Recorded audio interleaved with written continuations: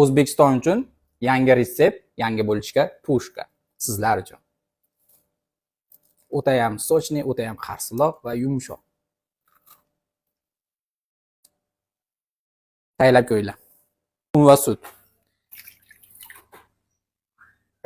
Dro'sh, shakar, un, oliy navli. Yog'ini solamiz. Toza silvishni yog' solsalaring, xamirlangani ham shirin chiqadi. Non qilsalaring ham, bo'lishga qilsalaring ham shirin o'zgacha maza beradi. Xamirimiz tayyor. Buni ustini stretchlab 2 soatga olib qo'yamiz. Xamirimiz mana oshib chiqdi, do'mboq. Buni yoyamiz endi. Sal unlab olishimiz kerak. Uzunligini teng 2 ga bo'lib olamiz. Enini 5 ta bo'lakka bo'lib olishimiz kerak.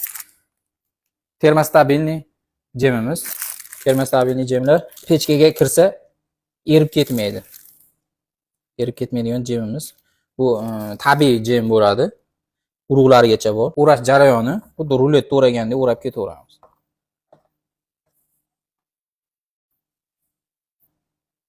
Chimdib qo'yishimiz kerak.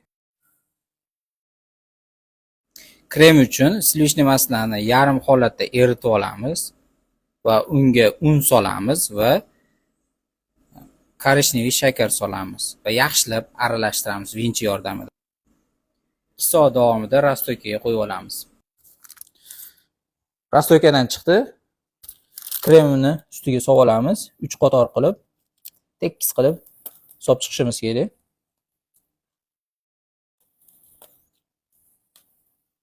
Mana bir xil qilib solib oldik. 180 gradusda 22 minut davomida pishib chiqadi endi. 4 ga bo'lib olamiz har birini. Mazasi bo'lichkalar ichida kruassan birinchi o'rinda bo'lsa, bu ikkinchi o'rinda turadi. Javob. Tayyorlab ko'ringlar.